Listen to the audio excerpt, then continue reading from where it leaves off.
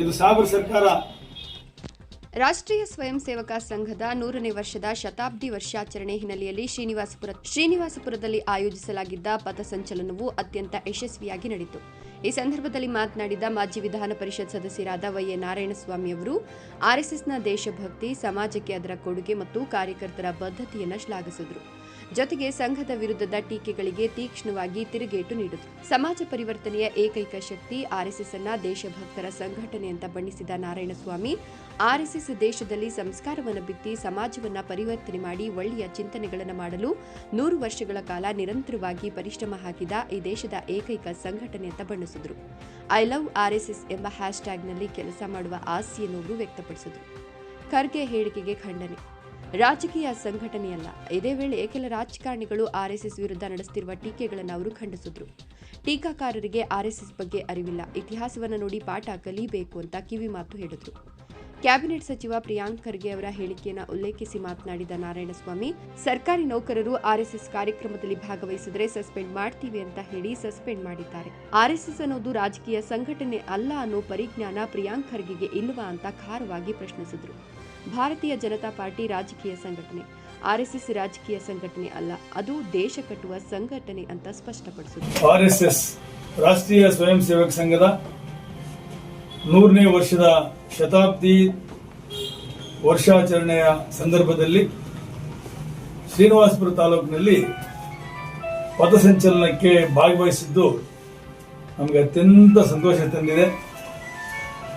ಪಥಸಂಚಲನ ಬಹಳ ಯಶಸ್ವಿಯಾಗಿ ನಡೆದಿದ್ದು ಸಹ ನಮಗೆಲ್ಲರೂ ಖುಷಿಯಾಗಿದೆ.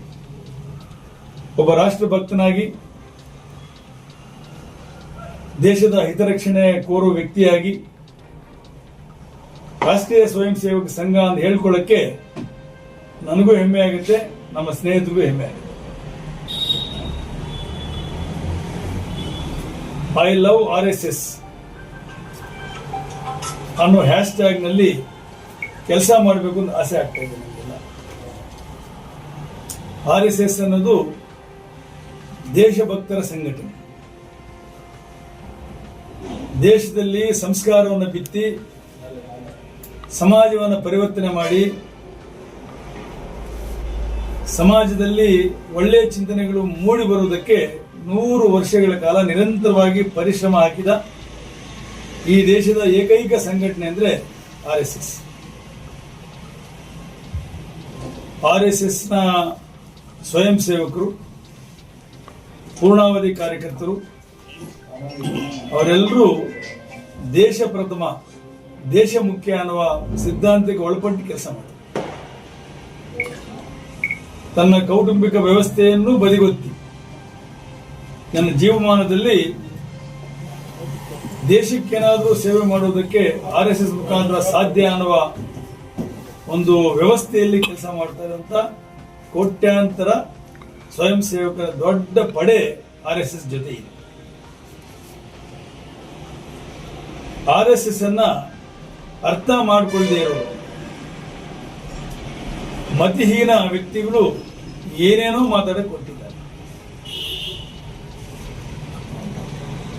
ಈ ಮತಿಹೀನ ಬುದ್ಧಿಭ್ರಮಣೆ ಆಗಿರುವ ಈ ವ್ಯಕ್ತಿಗಳು ಕಾಂಗ್ರೆಸ್ನಲ್ಲಿ ಬಹಳ ದೊಡ್ಡ ಪ್ರಮಾಣದಲ್ಲಿದ್ದಾರೆ. ಅದರಲ್ಲಿ ಪ್ರಿಯಾಂಕ್ ಖರ್ಗೆ ಅನ್ನುವ ಪಂಡಿತ ಒಬ್ಬ, ಹರಿಪ್ರಸಾದ್ ಅಂತ ಬುದ್ಧಿಭ್ರಮಣೆ ಆಗಿರುವ ಇನ್ನೊಬ್ಬ ವ್ಯಕ್ತಿ, ಆರ್ಎಸ್ಎಸ್ ಬಗ್ಗೆ ಬೇರೆ ಬೇರೆ ಏನೋ ಮಾತನಾಡ್ತಾ ಇದ್ದಾರೆ. ಅವರೆಲ್ಲರಿಗೂ ವಿಧಾನಸೌಧದಲ್ಲಿ ಪಾಕಿಸ್ತಾನ್ ಜಿಂದಾಬಾದ್ ಅನ್ನೋರ ಬಗ್ಗೆ ಅತೀವಾದ ಪ್ರೇಮ. ಅವರು ಅವರನ್ನ ನಮ್ಮ ಬ್ರದರ್ಸ್ ಅಂತಾರೆ.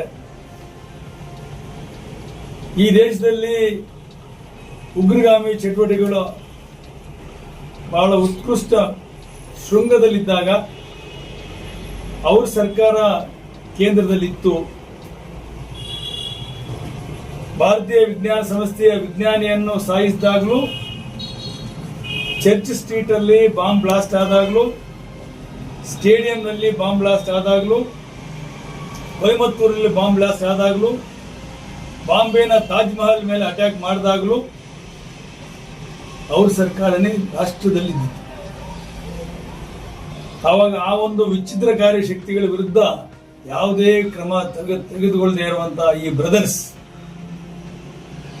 ಬಹಳ ಹೆಮ್ಮೆಯಿಂದ ಹೇಳ್ಕೊಳ್ತಾರೆ, ಅವ್ರು ನಮ್ಮ ಬ್ರದರ್ಸ್ ಅಂತೇಳಿ. ಅಂತವ್ರು ಇವತ್ತು RSS ಬಗ್ಗೆ ಏನೇನೋ ಮಾತಾಡಿಕೊಟ್ಟಿದ್ದಾರೆ. ನಾನು ಅವ್ರನ್ನ ಒಂದು ಪ್ರಶ್ನೆ ಕೇಳಕ್ಕೆ ಇಷ್ಟಪಡ್ತೀನಿ. ಈ ರಾಷ್ಟ್ರದ ಪ್ರಧಾನಮಂತ್ರಿಗಳಾಗಿದ್ದಂತಹ ನೆಹರು ಅವರು RSS ಅನ್ನ ಪಥಸಂಚಲನಕ್ಕೆ ಆಹ್ವಾನಿಸಿದ್ದು, ಭಾಗವಹಿಸಿದ ಅವಕಾಶ ಮಾಡಿಕೊಟ್ಟಿದ್ದು ನಿಮ್ಗೆ ಗೊತ್ತಿಲ್ವೇ?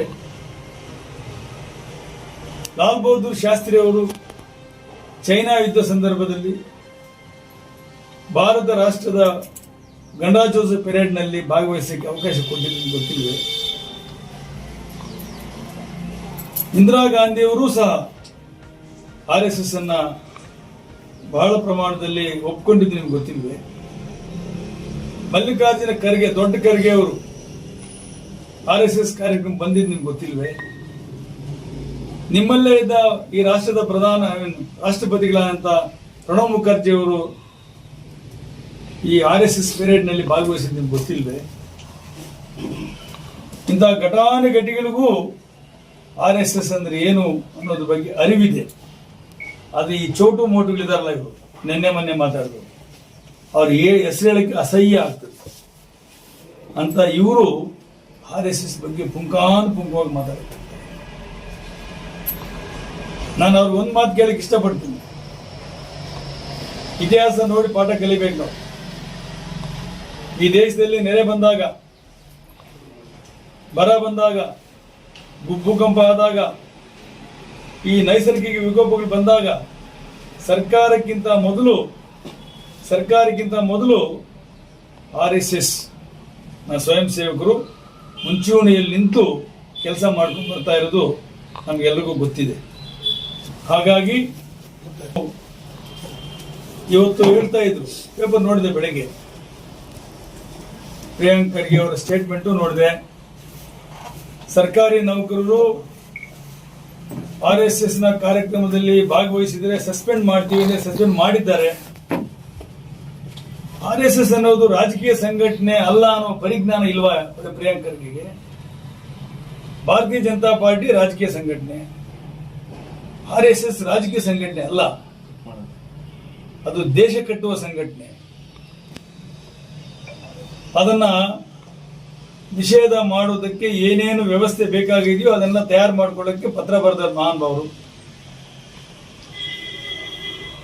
ಸಂತೋಷ್ ಹೆಗ್ಡೆ ಅವರು ಒಂದು ಮಾತಾಡಿದ್ರು, ಸುಪ್ರೀಂ ಕೋರ್ಟ್ ಜಡ್ಜ್ ಒಂದು ಮಾತಾಡಿದ್ರು ಬೆಳಗ್ಗೆ.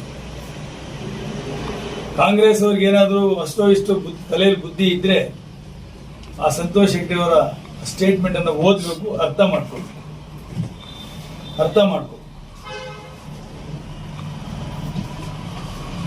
ಈ ದೇಶದಲ್ಲಿ RSS ಗೆ ಕೈ ಹಾಕಿದ್ರೆ ಕೈ ಸುಟ್ಟೋಗುತ್ತೆ. ಕಾಂಗ್ರೆಸ್ ಸರ್ಕಾರಕ್ಕೆ ಅಂತ್ಯಕಾಲ ಆರಂಭ ಆಗಿದೆ. ಹಾಗಾಗಿ ಸಮಾಜದಲ್ಲಿ ಕಲಹವನ್ನು ಉಂಟು ಮಾಡುವುದಕ್ಕೆ, ಸಮಾಜದಲ್ಲಿ ವಿಷ ಬೀಜವನ್ನು ಬಿತ್ತುವುದಕ್ಕೆ, ಜಾತಿಗಳ ಮಧ್ಯೆ ಸಂಘರ್ಷವನ್ನು ಏರ್ಪಡುವುದಕ್ಕೆ ಏನೇನು ಕೆಲಸಗಳು ಆಗಬೇಕಾಗಿದೆಯೋ ಅವೆಲ್ಲವನ್ನು ಸರ್ಕಾರ ಟೊಂಕ ಗಟ್ಟಿ ಮಾಡ್ತಾ ಇದೆ. ಅಭಿವೃದ್ಧಿ ಕೆಲಸ ಪಕ್ಕಕ್ಕೆ ಇಟ್ಬಿಟ್ಟಿದ್ದಾರೆ. ಇವತ್ತು ವಿದೇಶಿಗರು ಬೆಂಗಳೂರು ಬಗ್ಗೆ ಕಾಮೆಂಟ್ ಮಾಡುವ ಸ್ಥಿತಿಗೆ ಬಂದ್ಬಿಟ್ಟಿದ್ದಾರೆ.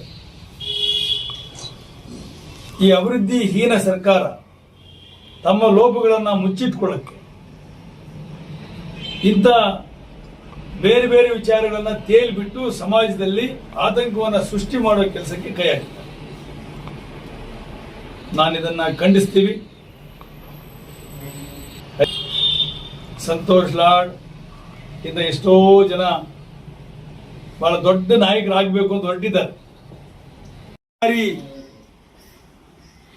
ಸರ್ಕಾರಿ ಶಾಲೆಗಳಲ್ಲಿ, ಸರ್ಕಾರಿ ಜಾಗಗಳಲ್ಲಿ, ಸರ್ಕಾರಿ ರಸ್ತೆಗಳಲ್ಲಿ ಇದೆಲ್ಲವನ್ನು ನಿಷೇಧ ಮಾಡಿ ಆದೇಶ ಹೊರಡಿಸ್ತೀವಿ ಅನ್ನೋ ಮಾತನ್ನು ಹೇಳಿದ್ದಾರೆ. ನಿಜ, ಬರೀ RSS ಸಂಘಟನೆಗಳೇ ಅಲ್ಲ, ಇವಾಗ ನಮಾಜ್ ಮಾಡೋದನ್ನ ನಿಷೇಧ ಮಾಡಬೇಕಲ್ಲ ರೋಡ್ಗಳಲ್ಲಿ. ಸರ್ಕಾರ ತಾಕತ್ತಿದೆಯಾ ಮಾಡಕ್ಕೆ? ಇದು ಸಾಬರ್ ಸರ್ಕಾರ ಇದು. ಈ ಸರ್ಕಾರದಲ್ಲಿ ಮುಸ್ಲಿಮ್ಸ್ ಮಾಡುವ ನಮಾಜನ್ನ ಬೀದಿಗಳಲ್ಲಿ ರೋಡ್ಗಳಲ್ಲಿ ಕಂಟ್ರೋಲ್ ಮಾಡಕ್ಕಾಗತ್ತಾ? ಒಂದು. ಎರಡನೇದು, ಅಜಾನ್ ಕೂಗ್ತಾರಲ್ಲ, ಮೈಕ್ಗಳಲ್ಲಿ ಇಷ್ಟ ಬಂದು ಕೂಗ್ತಾರಲ್ಲ, ಅದನ್ನು ಕಂಟ್ರೋಲ್ ಮಾಡಕ್ಕೆ ನಿಮ್ ಕೈಲಿ ಆಗತ್ತಾ?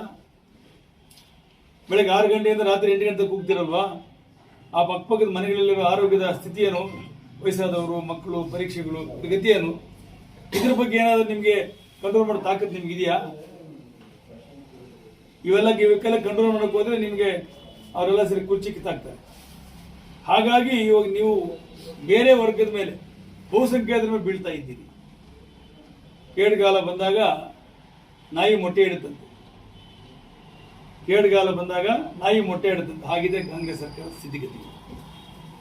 ಹಾಗಾಗಿ ಏನಿವತ್ತು RSS ನ ಚಟುವಟಿಕೆಯಲ್ಲಿ ನಿರ್ಬಂಧ ಮಾಡಬೇಕು ಅಂತ ಹೊರಟಿದ್ದಾರೆ.